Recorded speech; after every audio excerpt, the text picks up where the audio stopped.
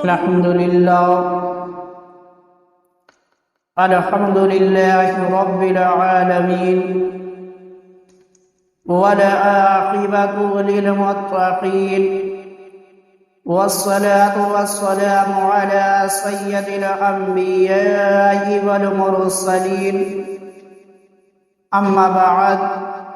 فأعوذ بالله من الشيطان الرجيم بسم الله الرحمن الرحيم يوم ندعو كل أناس بإمامهم صدق الله العظيم والحمد لله رب العالمين میرے آقا کے پیارے غلاموں،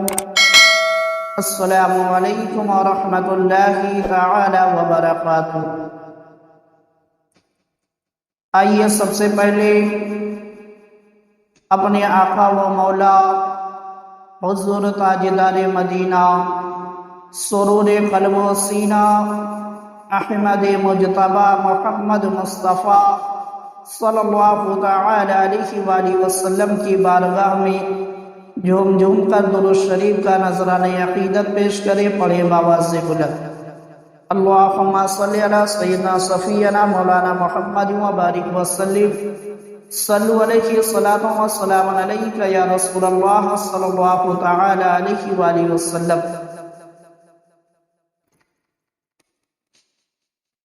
اسلامی سال کا 7واں مہینہ ماہ رجب المرجب ہے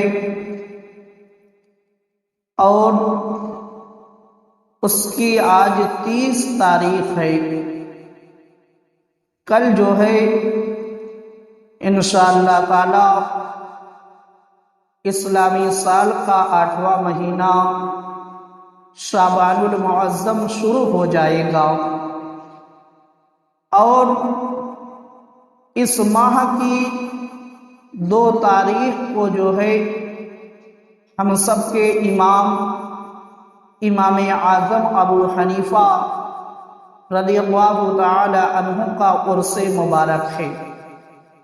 یعنی شعبان المعظم کی جو 2 تاریخ ہے وہ وصال امام اعظم ابو حنیفہ کی تاریخ ہے۔ سیدنا امام اعظم ابو حنیفہ رضی اللہ تعالی عنہ کا نام نامی جو ہے نعمان ہے، اور آپ کے والد گرامی کا نام ثابت ہے، اور آپ کی کنیت جو ہے ابو حنیفہ ہے۔ آپ کی پیدائش عراق کے مشہور شہر کوفہ میں 70 ہجری میں ہوئی، اور آپ کا وصال جو ہے 80 سال کی عمر میں 2 شعبان المعظم 150 ہجری میں ہوا۔ اللہ تعالیٰ نے قرآن مجید کے اندر ارشاد فرمایا یوم ندعو کل اناس بامامہم، یعنی یاد کرو جس دن ہم ہر جماعت کو اس کے امام کے ساتھ بلائیں گے۔ اس آیت کریمہ کی تفسیر میں حضرت عبداللہ بن عباس فرماتے ہیں اس سے مراد، یعنی اس آیت کریمہ میں جو اللہ تعالیٰ نے فرمایا ہے اس سے مراد وہ پیشوا ہے جس کی دعوت پر دنیا میں لوگ چلے، خواہ اس نے حق کی دعوت دی ہو یا باطل کی۔ معلوم ہوا کہ میدان محشر میں جو ہے اللہ تعالیٰ اس طرح بلائے گا کہ اے حنفیوں آ جاؤ، اے شافعیوں آ جاؤ، اے مالکیوں آ جاؤ، اے حنبلیوں آ جاؤ۔ اس آیت کریمہ سے یہ معلوم ہوا کہ اللہ تعالیٰ ہر جماعت کو جو ہے اس کے امام کے ساتھ بلائے گا بروز محشر قیامت کے دن، اور جو جس کی تقلید کرتا ہوگا، جو جس کی پیروی کرتا ہوگا، وہ اپنے امام کے ساتھ جو ہے اللہ کی بارگاہ میں حاضر ہوگا، اللہ کی بارگاہ میں وہ حاضر ہوگا۔ ہم اور آپ جو ہے حضرت امام اعظم ابو حنیفہ نعمان بن ثابت رضی اللہ تعالی عنہ کی تقلید کرتے ہیں، ہم آپ کو اپنا پیشوا مانتے ہیں، آپ کی تعلیمات پر عمل کرتے ہیں۔ تو جب اللہ تعالی ہم اور آپ کو بلائے گا تو ہماری جماعت کا جو سالار ہوگا، جو سردار ہوگا ہم حنفیوں کا، وہ امام اعظم ابو حنیفہ رضی اللہ تعالی عنہ ہوں گے۔ تو اب دیکھو میرے مسلمان بھائیوں، در مختار کے اندر ہے کہ سیدنا امام اعظم ابو حنیفہ رضی اللہ تعالی عنہ نے اپنی زندگی میں 55 حج کیے۔ ہمارے امام نے اپنی زندگی میں آپ نے جو ہے 55 حج کیے ہیں۔ جب آپ آخری حج کی شہادت حاصل کی آپ نے، یعنی جب آپ نے اپنی زندگی کا آخری حج کیا تو اس وقت جو ہے آپ نے جو خدام کعبہ تھے، یعنی جو خانہ کعبہ کی دیکھ ریکھ کرتے تھے، ان سے جو ہے امام اعظم ابو حنیفہ رضی اللہ تعالی عنہ نے اپنی خواہش ظاہر کی۔ آپ نے یہ خواہش ظاہر کی کہ کعبہ کا دروازہ جو ہے وہ کھول دیا جائے، میرے لیے خانہ کعبہ کا دروازہ کھول دیا جائے۔ جب آپ نے اپنی یہ خواہش جو ہے خدام کعبہ کے سامنے رکھی تو خدام کعبہ نے جو ہے آپ کی اس خواہش کو پورا کر دیا، یعنی آپ کے لیے جو ہے خانہ کعبہ کا دروازہ کھول دیا۔ اب آپ اندر داخل ہوئے، آپ خانہ کعبہ کے اندر گئے اور بیت اللہ کے 2 ستونوں کے درمیان کھڑے ہو گئے۔ آپ 2 ستون یعنی 2 پاوا جو خانہ کعبہ کے اندر ہے اس کے درمیان یعنی بیچ میں آپ کھڑے ہو گئے، اور آپ نے جو ہے دونوں ستونوں کے درمیان جو ہے آپ نے 2 رکعت نماز ادا کی۔ آپ نے 2 رکعت نماز ادا کی دونوں ستونوں کے درمیان، اور 2 رکعت میں جو ہے آپ نے پورا قرآن مجید جو ہے تلاوت کر دیا۔ آپ نے 2 رکعت میں پورا قرآن مجید جو ہے ختم کر دیا۔ اب جب آپ قرآن مجید کی تلاوت سے فارغ ہو گئے، آپ نے نماز کو مکمل کر لیا، پھر جو ہے کچھ دیر تک آپ رو رو کر مناجات کرتے رہے، یعنی اللہ کی بارگاہ میں گریہ وزاری کرتے رہے، روتے رہے، یہاں تک کہ آپ مشغول دعا تھے کہ بیت اللہ کے ایک گوشے سے، ایک کونے سے آواز آئی۔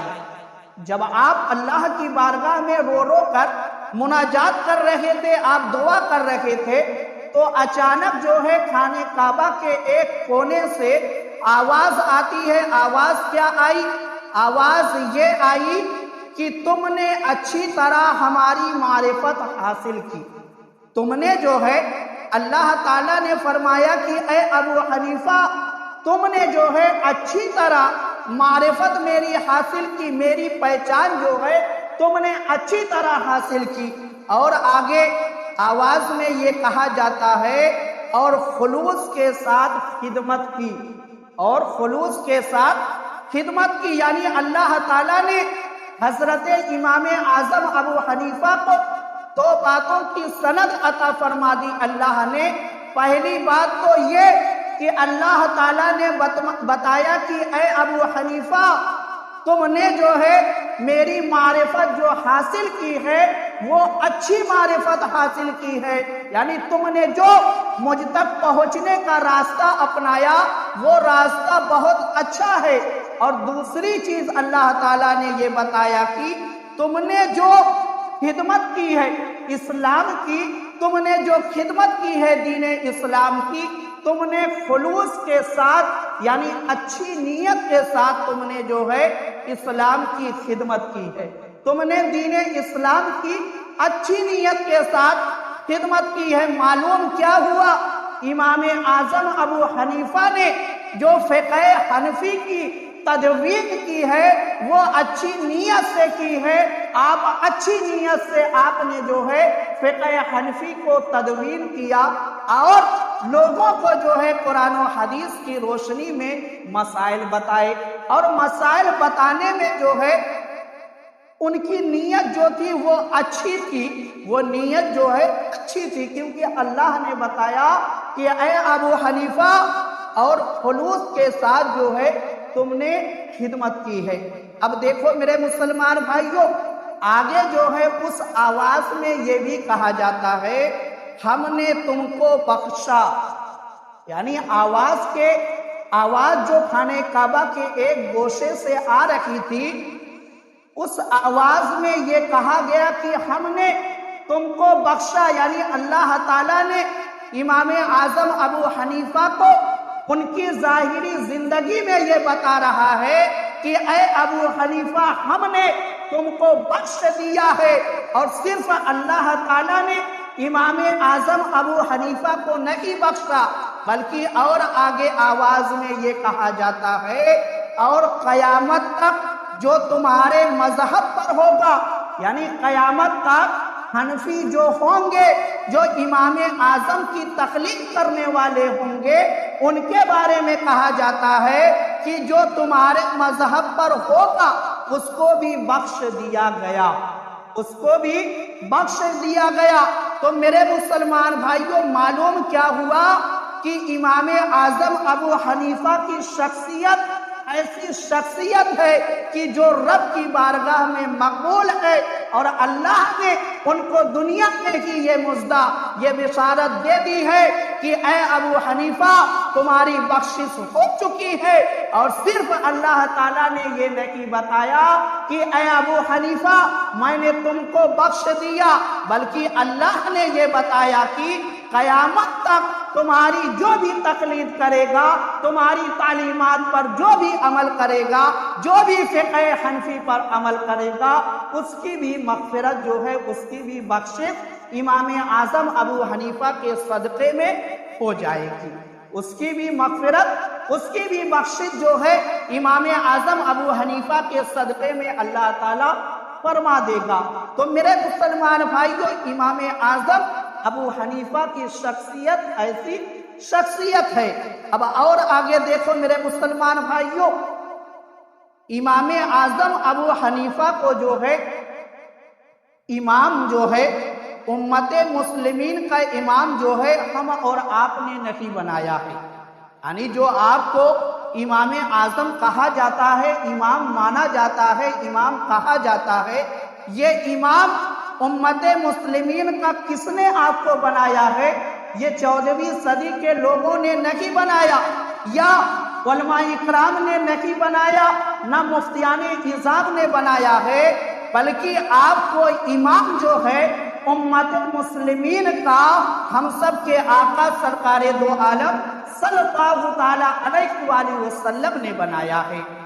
تذکرۃ الاولیاء کے اندر حضرت شیخ فرید الدین عطار رحمت اللہ علیہ لکھتے ہیں کہ ہمارے امام اعظم ابو حنیفہ کو جو امام بنایا گیا ہے وہ اللہ کے رسول نے بنایا ہے، اور وہ اس طرح بنایا گیا ہے کہ ایک مرتبہ جو ہے امام اعظم ابو حنیفہ رضی اللہ تعالی عنہ رسول اللہ صلی اللہ تعالی علیہ وآلہ وسلم کے روضے پر حاضر ہوئے۔ امام اعظم ابو حنیفہ جو ہے ہم سب کے آقا کے روضے پر حاضر ہوئے، اور حاضر ہونے کے بعد جو ہے امام اعظم ابو حنیفہ نے سلام کہا، سلام عرض کیا۔ وہ اس طریقے سے آپ نے سلام عرض کیا کہ السلام علیکہ یا سید المرسلین، یعنی اے مرسلین کے سردار، آپ پر سلام ہو۔ جب امام اعظم ابو حنیفہ نے اس طریقے سے ہم سب کے آقا کو سلام کیا، تو جو ہے جب ہم سب کے آقا کو اس طریقے سے امام اعظم ابو حنیفہ نے سلام کیا، تو دیکھو میرے مسلمان بھائیوں، قبر انور سے جواب کیا آتا ہے؟ قبر انور سے جواب کیا آتا ہے؟ قبر انور سے یہ جواب آیا کہ وعلیک السلام یا امام المسلمین، یعنی اے مسلمین کے امام، تم پر بھی سلام ہو۔ جب امام اعظم ابو حنیفہ نے یہ سلام کہا کہ اے مرسلین کے سردار، تم پر سلام ہو، جب امام اعظم ابو حنیفہ نے یہ کہا کہ اے مرسلین کے سردار تم پر سلام ہو، اللہ کے محبوب نے کہا کہ اے مسلمین کے امام تم پر بھی سلام ہو۔ تو اللہ کے رسول نے جو ہے یہ بتا دیا کہ اے ابو حنیفہ تم مسلمین یعنی تمام مسلمانوں کے امام ہو۔ یہی وجہ ہے کہ میرے مسلمان بھائیوں، چاہے امام شافعی کا مقلد ہو، چاہے امام حنبل کا مقلد ہو، چاہے امام مالک کا مقلد ہو، ہر کوئی جو ہے امام اعظم سے محبت کرتا ہے اور امام اعظم کو اپنا امام تسلیم کرتا ہے، کیونکہ اللہ کے رسول نے جو ہے آپ کو امت مسلمین کا جو ہے امام بنایا ہے۔ اب دیکھو میرے مسلمان بھائیوں، ہم اور آپ کی تخلیق تو اللہ کی عبادت کے لیے ہوئی، مگر امام اعظم ابو حنیفہ کو جو ہے ایک اور خاص مقصد کے لیے پیدا کیا گیا، ایک اور خاص مقصد کے لیے آپ کو جو ہے روئے زمین پر بھیجا گیا۔ امام اعظم ابو حنیفہ نے جو ہے ایک خاص مقصد کے لیے آپ روئے زمین پر تشریف لائے تھے، اور آپ کو جس مقصد کے لیے روئے زمین پر بھیجا گیا تھا آپ نے اس مقصد کو جو ہے بخوبی انجام دیا ہے، آپ نے اس مقصد کو جو ہے بخوبی پورا کیا ہے۔ کتابوں کے اندر ملتا ہے کہ جب امام اعظم ابو حنیفہ رضی اللہ تعالی عنہ تحصیل علم یعنی علم کا جو علم ہے، علم دین جو ہے، جب آپ اس سے فارغ ہو گئے یعنی سارے علوم کو جب آپ نے حاصل کر لیا، تو علوم کو حاصل کرنے کے بعد جو ہے آپ نے جو ہے گوشہ نشینی کی نیت فرما لی، یعنی آپ نے یہ ارادہ کر لیا کہ اب میں جو ہے تنہائی میں رہ کر صرف اللہ اللہ کروں گا، اللہ کی عبادت کروں گا۔ جب آپ نے یہ نیت کر لی، جب آپ نے یہ ارادہ کر لیا علم دین حاصل کرنے کے بعد، اب دیکھو میرے مسلمان بھائیوں، ایک دن جو ہے ہم سب کے آقا سرکار دو عالم صلی اللہ تعالی علیہ وآلہ وسلم امام اعظم ابو حنیفہ کے خواب میں تشریف لائے، اور میرے آقا تشریف لانے کے بعد میرے آقا نے فرمایا کہ اے ابو حنیفہ، اللہ تعالیٰ نے آپ کو میری سنت زندہ کرنے کے لیے پیدا فرمایا ہے،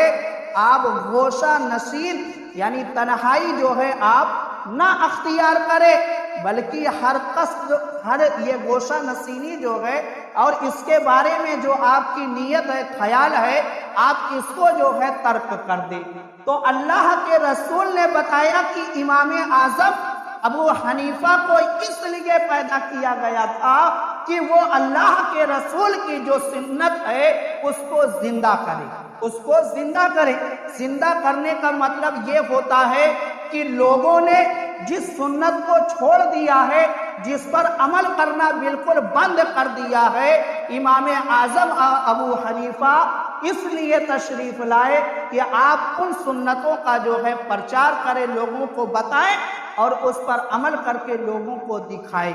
تو میرے مسلمان بھائیوں، امام اعظم ابو حنیفہ نے اس کام کو جو ہے بخوبی آپ نے انجام دیا ہے۔ معلوم ہے آپ نے دین اسلام کی کتنی خدمت کی، آپ کا ہم مسلمین پر، امت مسلمہ پر کتنا بڑا احسان ہے، ہم اور آپ اس کو سمجھ نہیں سکتے ہیں، ہم کبھی بھی ان کا شکریہ جو ہے ادا نہیں کر سکتے ہیں۔ اگر اللہ تعالیٰ نے امام اعظم ابو حنیفہ کو روئے زمین پر پیدا نہ کیا ہوتا تو شاید آج ہم قرآن بھی سمجھنے سے جو ہے غافل ہوتے، حدیث پاک سمجھنے سے غافل ہوتے، کیونکہ آپ نے جو ہے اتنی خدمت کر کے آپ نے 22 لاکھ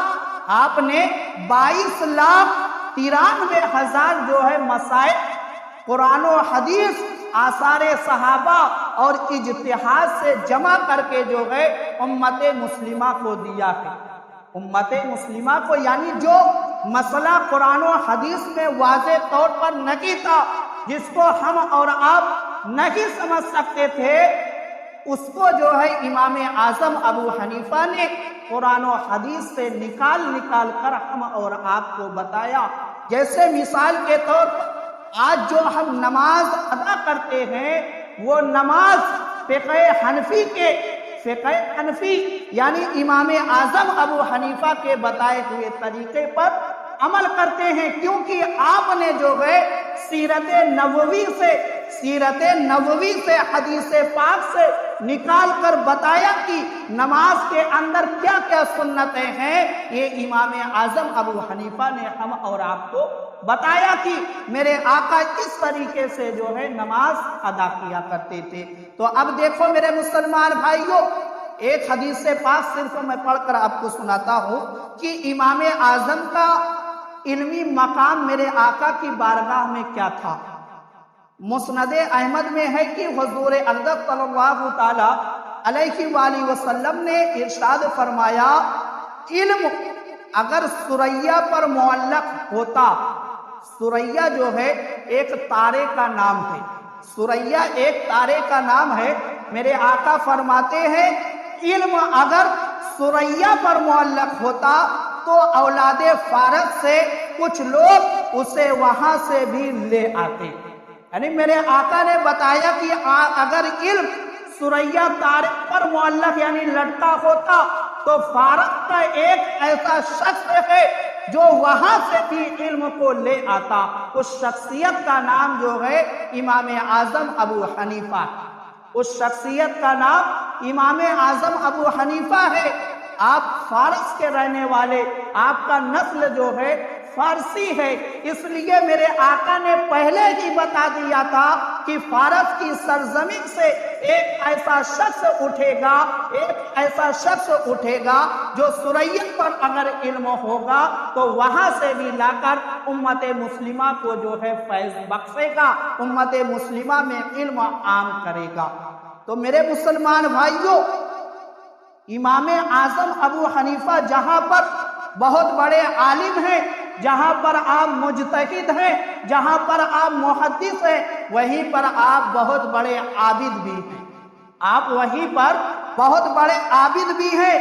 آپ کی زندگی کا معمول یہ تھا کہ آپ نماز فجر کے بعد سے جو ہے نماز عشاء تک برابر درس دیتے تھے، یعنی دین اسلام کی خدمت کرتے تھے، لوگوں کو علم دین پڑھاتے تھے۔ ان وقتوں میں صرف جو نماز کا وقت ہوتا تھا اسی میں آپ کا درس بند ہوتا تھا، اور جیسے ہی عشاء کا وقت ہوتا یعنی عشاء کی نماز کے بعد جو ہے آپ اپنے گھر تشریف لے جاتے، اور تشریف لے جانے کے بعد جو ہے گھر میں جا کر آپ عمدہ لباس پہنتے اور خوشبو لگاتے، اور خوشبو لگانے کے بعد جو ہے پھر دوبارہ آپ مسجد میں تشریف لاتے تھے، اور پوری رات جو ہے آپ صبح صادق تک پوری رات عبادت کرتے۔ اور اس طریقے سے ایک دن کا یہ آپ کا معمول نہیں تھا، بلکہ پوری زندگی کا آپ کا یہ معمول تھا۔ آپ صرف اتنا وقت آرام کرتے تھے کہ ظہر سے تھوڑی دیر پہلے جو ہے کچھ دیر آپ آرام صرف کرتے تھے، باقی آپ کی زندگی کا جو ایام ہے وہ اللہ کی عبادتوں میں، درس حدیث و قرآن میں ہی گزرتا تھا۔ اور آپ کی علم کا عالم تو یہ ہے کہ اگر آپ یہ کہہ دیتے کسی لکڑی کو کہ یہ سونا ہے تو آپ اس کو بھی ثابت کر دیتے تھے کہ یہ سونا ہے۔ آپ کا مقام تو بہت بلند ہے۔ جو آپ کے شاگرد ہیں امام ابو